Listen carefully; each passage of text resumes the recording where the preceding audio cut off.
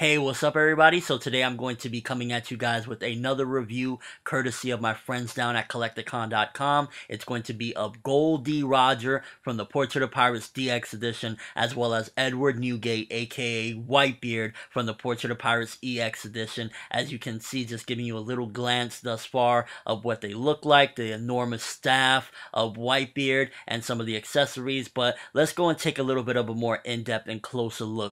So right here we have Roger. This is the box. I just wanted to give you guys a full look at what you would be getting if you pick this figure up. 10th anniversary, as you can see in the corner.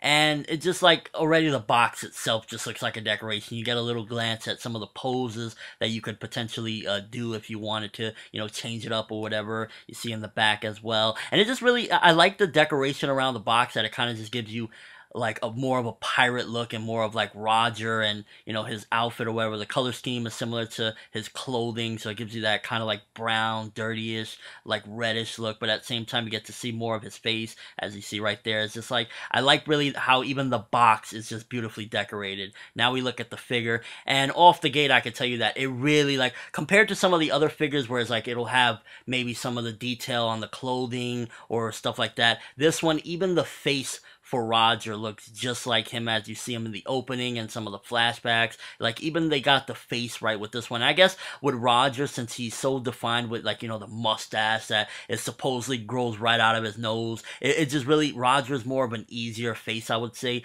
to capture than like some of the other ones, where it's like they don't have that many I guess significant traits on their face. But with Roger, I guess it's a lot easier to really pull him off, and they do it beautifully with this one, as well as you could even see, the clothing, everything. They put small little details down to like even little things in his arms and everything. They really go through, and then you just see a closer look at his face. It just really, they truly captured Roger with just about everything, as far as his face, his clothing, everything about Roger. They really just did a great job with him. Even, again, like a accessory that comes with him.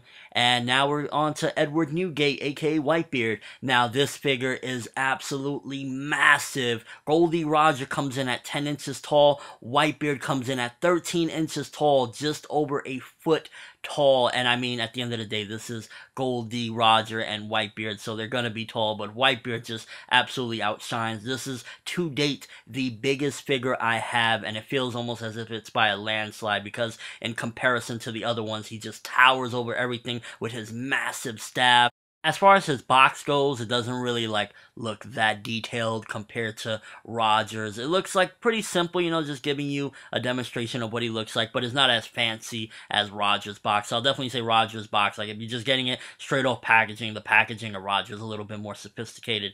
But looking at him off the gate, no pun intended by the way, he just looks remarkable. As far as comparing the two figures, I will tell you straight up that Edward Newgate, Whitebeard in his younger days, just looks absolutely fantastic. While Roger looks awesome as well, I feel as though there's just no contest between the two. It just really captures Whitebeard in his younger days. I mean, even the sophistication of his hair, they just did an incredible job with this figure. To be honest, I believe that this is probably the best Portrait of Pirates figure. You can tell whoever was creating this, they were a huge fan and did it with very delicate detail on just about every piece. One of the problems I have with this figure in particular is, opposed to the Roger one, snapping his head on, like if you wanted to change the head, it was pretty simple. With this one, it is a real pain to switch the heads, because with the other head, you can't have his coat on because his hair kind of gets in the way. So that was one of my small gripes with the Whitebeard figure in particular. You would probably have a little bit of trouble when you're switching between heads, taking it off and putting the other one on. So that was a small gripe I had. But as far as like,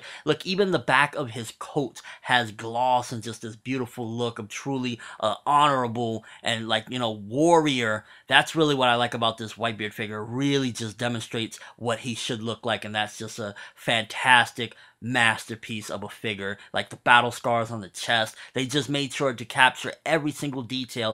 So if you guys would like to pick up either figure, then definitely make sure to visit Kolektakon.com and also let me know which figure you think is better. For me, I definitely gotta say I go with Whitebeard over Roger, although Roger is awesome as well. And I also want to let you guys know that they're going to be having a raffle called Toys for Tots, where pretty much for each figure you pick up, you'll have one entry into the raffle. First prize winners will receive a Trafalgar Law figure, and second prize winners will receive a Shanks figure. And they also have pre-orders for Z Edition Luffy as well as Sengoku P.O.P. So make sure to check that out as well. But that's all I have for you guys today. Thanks for watching. Hope you enjoyed. Thumbs up for these two amazing figures. I'm World, and as always, people, have an awesome day.